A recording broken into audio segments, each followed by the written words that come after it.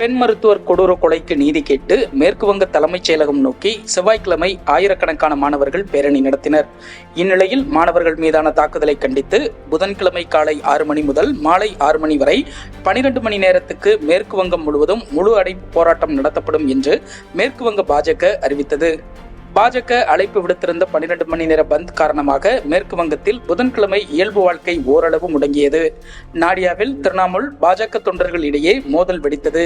ஆங்காங்கே ரயில் மறியல், சாலை மறியல், கடைகளை மூட வற்புறுத்துதல் என பாஜகவினர் பந்தை முழுவீச்சில் அமல்படுத்த முயற்சி செய்தனர். பந்த் காரணமாக தலைநகர் கொல்கத்தாவில் வழக்கமான வார நாட்களை ஒப்பிடுகையில் குறைந்த அளவிலேயே பேருந்துகள், வாடகை வாகனங்கள் ஓடின. மாநில தலைநகரில் கடைகளை மூட வலியுறுத்திய பாஜக தொண்டர்கள் பலரையும் போலீசார் கைது செய்தனர். வடக்கு பகுதியில் மாநில அரசின் வடக்கு பெங்கால் மாநில போக்குவரத்து கழக பேருந்துகளை இயக்கும் ஓட்டுநர்கள் ஹெல்மெட் அணிந்து வாகனங்களை இயக்குவதை காண முடிந்தது. பாலியல் வன்கொடுமை குற்றவாளிகளுக்கு 10 நாட்களில் தூக்கு தண்டனை விதிக்கும் சட்டம் அடுத்த வாரம் மேற்கு வங்க சட்டப்பேரவையில் நிறைவேற்றப்படும் என அம்மாநில முதல்வர் மம்தா பானர்ஜி தெரிவித்துள்ளார்.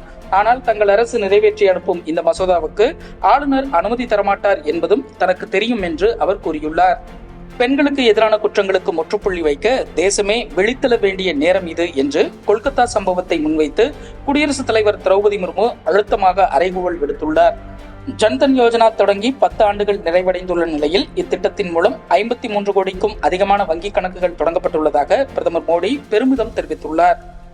குஜராத்தில் கடந்த 4 நாட்களாக தொடர்ந்து கனமழை பெய்து வருகிறது. இதனால் மாநிலத்தின் பல்வேறு பகுதிகளில் மக்களின் இயல்பு வாழ்க்கை பாதிக்கப்பட்டுள்ளது. மழை காரணமாக உயிரிழந்தோர் எண்ணிக்கை 16ஆக அதிகரித்துள்ளது.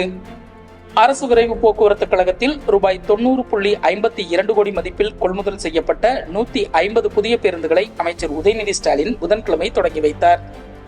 அந்நிய செலாவணி மேலாண்மை சட்டத்தின் கீழ் திமுக எம்பி ஜெகத் ரட்சகனுக்கு சுமார் ரூபாய் 908 கோடி அபராதம் விதித்து அமலாக்கத்துறை உத்தரவிட்டுள்ளது. இது தொடர்பாக அமலாக்கத்துறை தனது அதிகாரப்பூர்வ எக்ஸ் தள பக்கத்தில் தமிழகத்தைச் சேர்ந்த தொழிலதிபரும் எம்பியுமான ஜெகத் ரட்சகன், அவரது குடும்பத்தினர் மற்றும் அவரது உறவினர்களுக்கு சொந்தமான இடங்களில் அமலாக்கத்துறை விசாரணை நடத்தியது. அந்நிய செலாவணி மேலாண்மை சட்டத்தின் கீழ் மேற்கொள்ளப்பட்ட இந்த சோதனைகளில் ரூபாய் 89.19 கோடி மதிப்புள்ள சொத்துக்களை பறிமுதல் செய்ய உத்தரவிடப்பட்டுள்ளது. இந்த விவகாரத்தில் எடுக்கப்பட்ட மேல் நடவடிக்கைகளின்படி ஜெகத் ரட்சகனுக்கு சுமார் ரூபாய் 908 கோடி ரூபாய் அபராதம் விதிக்கப்படுவதாக அமலாக்கத்துறை தெரிவித்துள்ளது.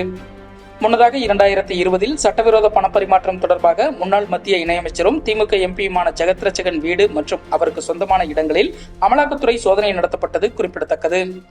நடிகையை பாலியல் வன்கொடுமை செய்ததாக எழுந்த புகாரில் மூத்த நடிகரும் அம்மா அமைப்பின் முன்னாள் பொதுச் செயலாளருமான சித்திக் மீது திருவனந்தபுரம் போலீசார் வழக்கு பதிவு செய்துள்ளனர். தஞ்சாவூரில் சோழர் அருங்காட்சியகமும், சென்னை சேப்பாக்கம் ஹிமாயூன் மகாலில் சுதந்திர தின அருங்காட்சியகமும் அமைக்கப்பட உள்ளதாக அமைச்சர் மு. சாமிநாதன் தெரிவித்துள்ளார். புதிய கல்விக் கொள்கையை தமிழக அரசு ஏற்றுக்கொண்டால்தான் தமிழக பள்ளிக் கல்வித்துறைக்கு நிதி ஒதுக்குவோம் என்று மத்திய அரசு அழுத்தம் கொடுப்பதாக பள்ளிக்கல்வித்துறை அமைச்சர் அன்பில் மகேஷ் தெரிவித்தார். மேலும் மத்திய அரசின் நிதி ஒதுக்கப்படாததால் 15,000 ஆசிரியர்களின் ஊதியம் கூட நிறுத்தப்படக்கூடிய நிலை ஏற்படும் என்றார்.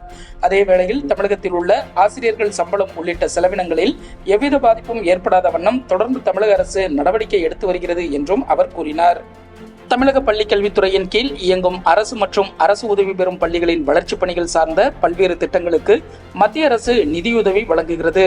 ஒருங்கிணைந்த பள்ளிக் கல்வி திட்டத்தின் கீழ் இந்த நிதியை பெற மத்திய அரசின் விதிமுறைகளை மாநில அரசுகள் பின்பற்ற வேண்டும். இதற்கிடையே மத்திய அரசின் தேசிய கல்விக் கொள்கையில் PM ஸ்ரீ பள்ளி எனும் திட்டம் உள்ளது. இத்திட்டத்தில் டெல்லி, பஞ்சாப், மேற்கு வங்கம், தமிழகம், கேரளா ஆகிய மாநிலங்கள் இதுவரை இணையவில்லை. அதே நேரம் PM ஸ்ரீ திட்டத்தில் சேர மும்மொழி கொள்கையில் இருந்து விலக்கு உட்பட சில கோரிக்கைகளை தமிழகம் முன்வைத்தது. ஆனால் அதை ஏற்க மத்திய அரசு மறுத்துவிட்டதால் இந்த திட்டத்தில் தமிழகம் சேரவில்லை. இதனால் கடந்த கல்வியாண்டில் 4வது தவணை நிதியுதவியையும் நடப்பு கல்வியாண்டில் முதல் தவணை நிதியையும் மத்திய அரசு நிறுத்தியுள்ளது. இதனால் மாநில அரசின் பங்களிப்பை கொண்டு தற்போது திட்டப்பணிகள் செயல்படுத்தப்பட்டு வருகின்றன. ஆனால் நீண்ட காலத்துக்கு இதை கொண்டு சமாளிக்க முடியாது.